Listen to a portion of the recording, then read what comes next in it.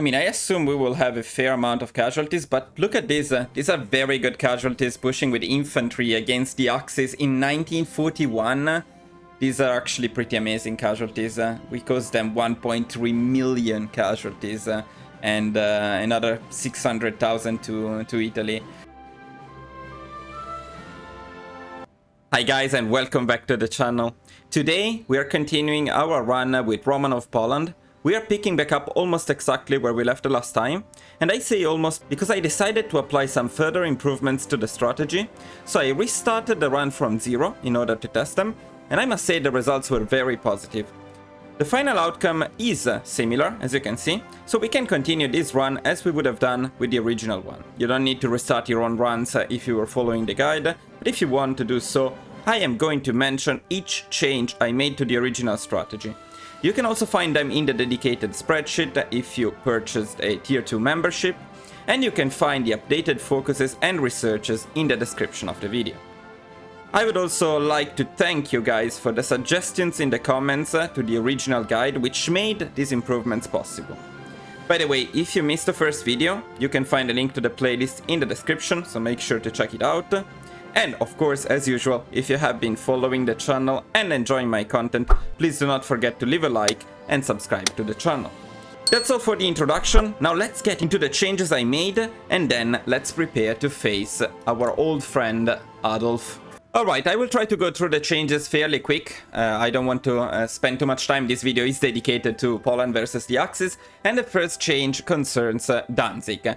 Now, what we would usually do after completing the very first focus in our run, this one, is we would pick unification propaganda in order to peacefully annex Danzig. But what we are going to do in this case is we're not going to do that at all, and instead we're going to change the occupation law in Danzig to no garrison. This will make the resistance increase up to the point where Danzig revolts and starts an independence war. Now, here we go. We're just about 1 day away from the revolt in Danzig. The revolt happens when the resistance goes above 90%. Now, one important thing at this point is, unlike the strategy I showed in my past video, it is actually better to set our divisions far away from Danzig in a full back line. I like to do something like this from Poznan to Warsaw. And what we are going to do is we are going to let the very highly trained units that spawn in Danzig expand into Poland, so that we don't need to fight them in Danzig. I will show you how it works. There we are. As you can see, we automatically complete this focus, which means we skip actually focus. It's absolutely amazing.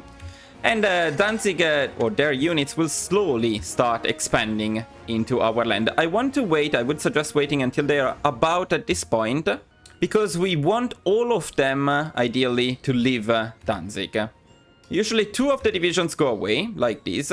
Now let's wait for one more movement. Okay, and at this point, we start moving to reach Danzig. You can also attack them from here. Now these should trigger the last remaining unit in Danzig to move to help their comrades. Okay, as you can see, now they're moving. You can see that they're moving. So we want to wait here. Just make sure that he leaves Danzig entirely, and then you rush Danzig while stopping him, like this. Now, since the only core they have is Danzig, as soon as we take Danzig, the war will be over. And now you can easily annex Danzig. Now, what is the advantage of doing this? First of all, as I mentioned earlier, we can skip this focus, and we can go directly for Integrate Gdansk Industries, which is an amazing focus. So we save 35 days. The second big advantage is that we save on 2 unification propaganda. So we have an extra 150 political power, which I usually use to pick the noble bureaucrat much earlier. The only disadvantage in doing this is that Danzig will retain resistance and compliance. There isn't much that we can do about it, but over time it will stabilize like any occupied territory. It is still considered our core, but for some reason it keeps having resistance and compliance. And the other problem is this strategy is consistent, but if you're too slow at doing this, Germany will join the revolt in Danzig, and then you will be screwed, so you will need to restart. But if you use this strategy with the units, it will work 90% of the time, and it's fairly safe. By the way, thank you for the suggestion. This was suggested by one of you in the comments, and it's actually a very significant improvement. So thank you very much. And let's get into the next topic. Now, the next improvement involves Lithuania. At this point of the run, we just completed the focus demand Lithuania. As you know, they usually accept. I made a separate video talking about when they do not accept, so we got that covered too. But in any case, and even if you're not playing with Romanov Poland, whenever you annex Lithuania, there is a focus that is actually convenient to complete. And it is this one, restore the Commonwealth. However, in order to pick this focus, you need the average compliance in Lithuania to be above 50%, and that's not very easy to get. However, we have a solution for that. If we go into occupied territories and we release Lithuania as a puppet, then we can immediately pick this focus. And that's what we're going to do.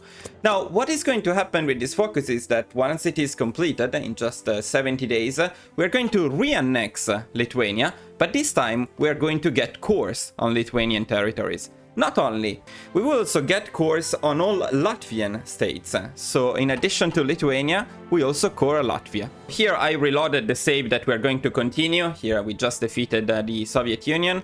And as you can see, we have cores on all of Lithuania and all of Latvia. So another change that I made to the original strategy is, of course, that we're also going to annex Latvia in addition to Lithuania in the Balkan Wars.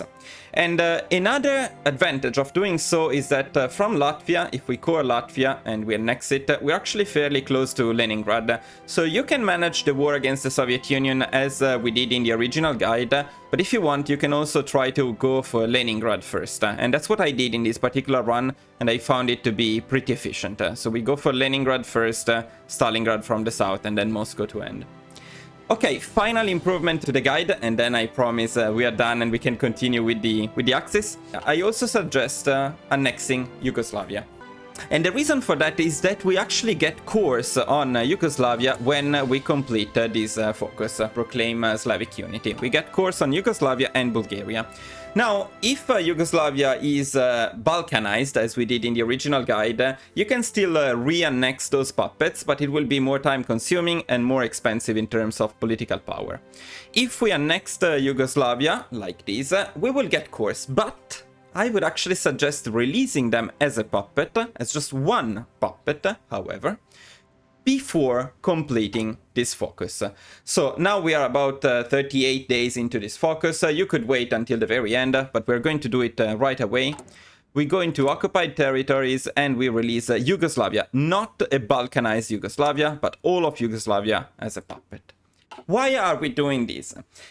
The reason we are doing this is that we're going to face the Axis next. And the Axis means Greece, because Italy will attack and conquer the northern part of Greece, Bulgaria, Albania, of course Italy, and Germany. So Yugoslavia is right in the middle of all of that. If we annex that territory and we stay in there, we need to defend so many additional fronts. It's probably not worth it. So it is much better, in my opinion, to release them as a puppet. But why do we need to do it before completing this focus? The reason is very simple. If you release them after completing this focus, you will lose your cores on Yugoslavia. Because due to the game mechanics, if you release a territory in which you have cores as a puppet, you lose your cores in that territory. So the best option is you release them now. When you complete the focus, you will gain cores on your puppet Yugoslavia, and then at some point after the war, you can re-annex them and retain your cores. Okay, very last thing that I need to mention before we start is that in this run that I restarted to test several things, actually Yugoslavia accepted, and so I didn't get to annex or puppet Romania. So in this case, Romania is a member of the Axis and it is not our puppet. I thought I would keep it like this because this makes actually the run a bit more challenging. It's more difficult to have Romania not as our puppet. Okay guys, I think that's really all for the introduction, first setup and improvements, so let's get into the preparations in order to fight Germany. So now, of course, one of the things we want to do is we want to release Yugoslavia as a puppet before completing the focus and before starting the war against Germany. The other thing we are going to do is as soon as the Soviet Union goes down, we want to recruit 2 new offensive armies, which means a total of 48 divisions. And 1 additional defensive army, so a total of 24 divisions. Now, in terms of the setup of the armies, once we get the new armies, we'll adjust them a little bit more. But the main idea is we want to use our highest training army or best army to push into Germany right here. So we go from here and we try to encircle the units that they have around Danzig. So in this area of Germany. And we're going to use the second offensive army to push straight into Germany here to keep them under a lot of pressure in this area. Now the defensive armies that we have here, I would move them to the second Marshal. And the third offensive army is the army that will take care of Romania in this case. If you annexed or puppeted Romania before, then it will be the same thing, but you just need to take care of Bulgaria, which is also much easier. As for the defensive armies, at this point I would like to have a full army of puppets, so let's see if we get enough from our puppets. What I would do with these puppet armies, I would protect the front here against Germany. Keep in mind that we will assign one of the offensive armies, the ones that we are recruiting, to this front as well. And for what concerns the defensive armies, we also want a defensive army to cover this front against Germany, which might be under a lot of pressure. And the second defensive army will cover this part of the front here. The third defensive army, the one that we are recruiting, will be at the border with Romania instead. Next, we want to make sure that we have fully upgraded infrastructures and railways at the border with Germany. We are going to build tier 4 forts all the way from Poznan down to Bratislava, including, be careful not to miss it, this part here, which is still part of the border. Of course, where you already have them, you don't need them. So something like this. Okay, next what we want to do is we want to merge our fleets and we want to train them. And we also want to deploy all of our planes and we want to train them too. Now, in terms of production, I would suggest setting the production to 5 for support equipment, anti-air trucks and artillery. And then we set about 25 to infantry equipment and everything else will go to the F2 design. You already know my designs very well, but let me show you briefly. This is the F2 design that we're going to use. And it is finally time to start building a bit of a navy as well. So we go for some early destroyers for the time being. The next thing, this is not absolutely mandatory, but I would also suggest you spy on Germany, and I usually do it in the area of Vienna. I send all spies. We can usually get one collaboration government in Germany, no more than that, because we capitulate them fairly fast. And then since I plan to go after the Allies, and the United States will be part of the Allies, after the first collaboration government, I'm going to send my spies to the United States. It's a good time to check spirits and doctrines. For example, we can assign the logistical focus, aircrew surveys, centralized control. We can also pick the first A doctrine. And we could also pick the first one here. Political loyalty is pretty good, but bold attack could be good since we get a few new armies. And so we have some generals which could rank up a little bit. Up to you. Probably political loyalty is the better value. But I'm going for bold attack. Okay, now in terms of basic preparations we are done, but what we want to do next is we want to check the justifications times, because we need to start getting a claim, of course, on the Axis, and we have a problem. The problem is if you justify on the German Reich or on Italy, there is a big issue coming, and that is Japan. Japan guarantees the independence of Italy and the German Reich due to the tripartite pact. So we don't want Japan to be involved. That would be annoying. We would need to protect this entire front here. So not great. What we want to do then is we want to justify the claim on another member of the Axis, which is not Italy or Germany. And we have 3 options. In this case, I have Legionary Romania, which is going to be my favorite choice. If you already puppeted Legionary Romania, you should have Bulgaria as the next choice. They are also a member of the Axis. And if Bulgaria for some reason did not join the Axis, the last option is Vichy France, which is not a member of the Axis, but it is guaranteed by Germany. So if you justify on them and declare war on them, Germany will join and then call the other members of the Axis. The only thing you need to pay attention to is the justification times are different. Romania takes a bit longer, 150 days, while the other ones usually take 80 days. Okay, what we need at this point is about 6 months, 180 days. And since Romania takes 150 days, I would say we can start our claim at the beginning of December. But this is in my run, so don't copy the exact dates. Each run is different. Keep in mind that when you reach this point of the run, you need about 6 months to be ready for the Axis. Yeah, there is this very weird thing. I don't know. This is the message that you get when you had a claim and you didn't use it. I'm not exactly sure what claim we are talking about here because we didn't justify any claims. But the other thing is very interesting is we changed the popularity of fascism by -5%. Okay, that's great actually because we're not fascists. So, okay, sure. Okay, and the big focus is completed, so we are now the Slavic Union, meaning our manpower issues will be solved very soon. We'll get a lot of factories, even more production. And as you can see, we also get cores on Yugoslavia and Bulgaria, which we will benefit from a bit later. Okay, and it is the 1st of December, so it is time to justify our war goal on Romania. Let's do that. Alright, when you complete this focus, you can start making the C2, the CAS design. And this is the design we are going to use for CAS. Very, very solid design. Okay, at this point we can set the production to 75 factories to F2, the next 50 to C2, and then everything else after that I would like to go to infantry equipment. So something like this should be fine.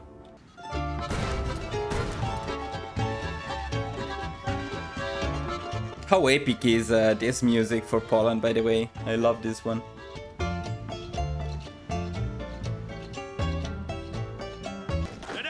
Right, we got our new armies, so let's set them up. As I said, one defensive goes to Romania. Not particularly important in Romania, but it might be important later on to take care of Italy in this area. And then the new offensive armies, we're going to set one of them to cover this front against Germany. They will not be doing much, actually. But that will protect that front even more. And the last one will go into Romania. And for this one I like to use a spearhead to try to rush Bucharest. First we need to train them as well. And we're also going to take this chance to deploy and train all of the new planes that we have. And it should be a fair amount of planes. Okay, we got our claim on Romania. We're not exactly ready yet, but the claim is not going to expire just yet. So we need to wait more or less until all of the forts are completed. And as you can see, we are completing our forts actually very quickly. And the training is almost done too, so perfect timing. With the free civilian factories, I like to build infrastructures in Yugoslavia. For a couple of reasons, because we want to annex them later on, so we will reduce their autonomy. And also because we are going to attack Italy from Yugoslavia later on, so we want supplies there. Alright guys, so now everything is ready for the Axis. We are ready to attack Romania, we are ready to attack Germany here. Now the first thing we want to do is we want to deploy all of the new planes, and in this case I would assign some of them also to the second army down here. So let's do that. Say that we're pushing with this guy, so we assign them to him. And all of the other ones, give them missions and assign them to the main army, I would say. Okay, so we start the war on Romania and we can start attacking them right away. Okay, Romania called Germany. So we can also start our offensive against Germany. And this is the fun part. Because this is not how Germany versus Poland looked like. This is not how I remember it, right? But in this case, it's actually Poland absolutely destroying Germany. Now, there are a couple more things that we can do here. We're going to pick the air superiority expert, because we will actually get the air superiority. We are going to block this sea region, because otherwise, for some very stupid reason, when we get to this part of Germany, supplies will attempt to go through sea, and that will be terrible. So we don't want this sea region to be used by convoys. Here the main priority is to cut them off, especially now that they don't have a lot of divisions in there.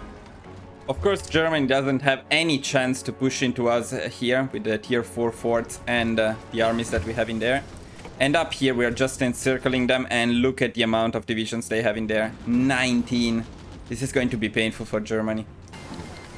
Oh, Romania is already down. That's very good news too. As for here, we can take Danzig and then we can prepare the next offensive. It's no longer Danzig or war. This is Berlin or war. And we're ready to go after the capital of Germany now. Oh, and by the way, in terms of air superiority, we basically already have it. We are completely destroying the Axis. They have a lot of planes, but the casualties in terms of fighters are insane because our design is insane. So soon we will have the absolute air superiority even against the Axis. And I think Bulgaria will fall very soon. There we go. Bulgaria is down. Now this part is a bit annoying because there are pieces of Greece, and when Greece goes down, you need to protect them. So that's why we assigned a defensive army here. So the goal of this defensive army is to cover this front. We're going to assign an army up there because soon we're going to call Yugoslavia into the war in order to attack Italy. I think we can start the offensives for Berlin. And I think it's also a good time to call Yugoslavia into this war. First of all, we easily destroy these guys.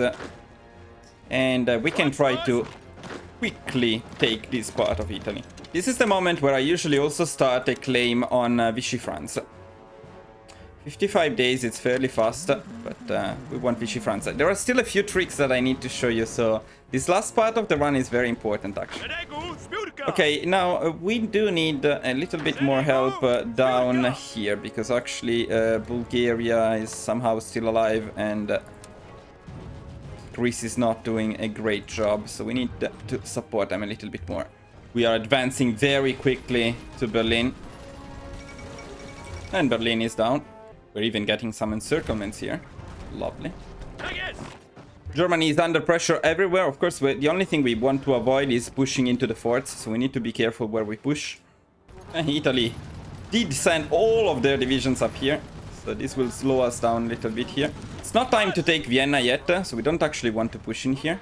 And now, something very important up here. Now, this part, the Netherlands and Belgium, are not a core territory of Germany, so you would not need to take them in order to capitulate Germany. It would be more convenient to push down here to capitulate Germany, but we want Belgium and the Netherlands to be part of the peace conference. That's very important, and if you occupy them during the war, they will be part of the peace conference. You can tell that Germany is struggling because they don't actually have many divisions up here. And after you're done building infrastructures in Yugoslavia, I suggest you start building synthetic refineries. We will need them later on when we fight the Allies, because rubber, bye-bye. Okay, now this is a difficult push against Italy, but it is an important one. We need to get this push done. And you may struggle a little bit at first, but you will get it done eventually. I think we're finally breaking the Italian defenses in here. Okay, we got the claim on France. We're not quite ready yet, because Italy is a bit tougher than usual. Very proud of you, Benito. Very proud of you. Look at this. Sending your divisions to defend Italy instead of Libya. That's very cool. It's a big improvement. Look at that. He actually has a lot of divisions in there. Amazing. It's amazing. Very, very happy with how you're doing. Okay, we are more than happy with what we pushed in the Netherlands. So basically, we are ready to end the war. Except we still need Italy to go down. Italy is wasting our time. Ooh. No, all of the divisions that Mussolini smartly sent to defend Italy are going to be destroyed. And I don't think there is any comeback from here, Mussolini. Can possibly push a little bit more, but we need to be careful because we don't want Germany to capitulate yet. Why not? Because not only we need to call Vichy France into the war, we actually need to attack Vichy France and take something from them. Otherwise, they will not be part of the peace conference. We want them to be part of the peace conference. Actually, we're not going to annex anything in the peace conference, but we're going to take their navy, which will be very important against the Allies. Okay, we definitely don't want to take Nuremberg, or it will be the end. Okay, at this point I think we can declare war on Vichy France too. Oh, where is the civil war? Mussolini, come on. Oh, let's go. I don't like the British taking Italy. Italy is mine. We are basically ready to end everything. We just want the civil war, okay. And ideally we want to transfer the territory. Let's see if we can do that. Yeah, we didn't do it in time. Because they capitulated too fast. I think they called... yeah, they called Albania into the war. It's a little bit annoying because here we are slightly unprepared for that. So I think at this point we are ready to end the war. Let's make a save because the Axis is almost down. And we want to make sure that everything is alright. We also want to make sure that we don't mess up the peace conference. Okay, and that's done, guys. That's amazing. We finished with 68% of the war score, despite starting this war. Keep in mind that Germany started the war normally, so the Allies were in this forever, and we just joined. Now, what do we do in the peace conference? This is an important peace conference for a few reasons. First of all, as you can see, we have the Netherlands and Belgium as part of the peace conference, and this is the case only because we occupied them during the war. Keep in mind that that's very important. And let me show you right away why it is very important. Because we plan to invade the United States, and having this island here will be extremely convenient for that invasion. We're going to annex this island and then release it as a puppet. And then we're also going to puppet this other region of the Netherlands here. Because in this way we can split our armies a little bit before going straight for the United States. Next! What we want to do is we want to annex cores, and we actually have quite a lot, because as you can see it down below, many of these territories are actually our cores. Not only this part, which was, let's say, rightfully ours, but also this part is coreable. It's actually already a core, including Czechoslovakia. So we can take all of this stuff, which is a core of Poland, or better, the Slavic Union. Now, Bulgaria is also a core, but I prefer to puppet Bulgaria. And the reason is when we fight the Allies, we will not need to worry about this front at all. We're also going to puppet Albania, for more or less the same reason. We're also going to puppet Madagascar, because it has some nice resources. Not mandatory, but I like doing it. And then we can start with Italy, because actually we were a bit unlucky with Italy in this case, since we couldn't transfer the territory fast enough. But it's going to be fine. We have a bit of margin in terms of points. We are going to skip Belgium and Netherlands. We're going to puppet the rest of Germany, the part that is not our core. Okay, so Belgium, the part in Africa and whatever, we don't care. The Netherlands, we don't care. Italy, we don't care about anything which is not in Italy. So all of Africa, we don't care. Romania should be ours. And Vichy France, we don't care. So that's absolutely fine. Another advantage of taking Belgium and the Netherlands into the peace conference is, same for Vichy France, is that the UK will waste a lot of points on liberating them and whatever, especially in Africa. We don't care at all. So we get more points to take the stuff we want. And speaking of stuff we want, we absolutely want the navy of Vichy France, Legionary Romania, Italy, the Netherlands, and the German Reich. That's going to be very important for us. And finally, we're going to take war reparations and resource rights, of course, from everyone. And that's it. The Axis is down. It was done incredibly fast. You know what? We didn't check the final stats of the war. So I will make a save now and then I will show you the stats because I'm curious myself. In any case, the Axis is down and now we are ready to take on to the Allies. And I can show you already that the justification is only going to last for 20 days. So very soon we'll be able to go after the Allies, and it will be a big challenge because we need to get to the United States and we need to capitulate them. This will help, but that's not all. So yeah, don't miss the next episode, guys, because it's going to be amazing. Now, let's check the stats very quickly. I mean, I assume we will have a fair amount of casualties, but look at these. These are very good casualties, pushing with infantry against the Axis in 1941. These are actually pretty amazing casualties. We caused them 1.3 million casualties and another 600,000 to Italy. So fantastic stats, fantastic planes, of course. Yeah, okay, let's just keep this one as an indicative one. We lost 250, they lost 1,700. So completely destroyed the Axis with Poland.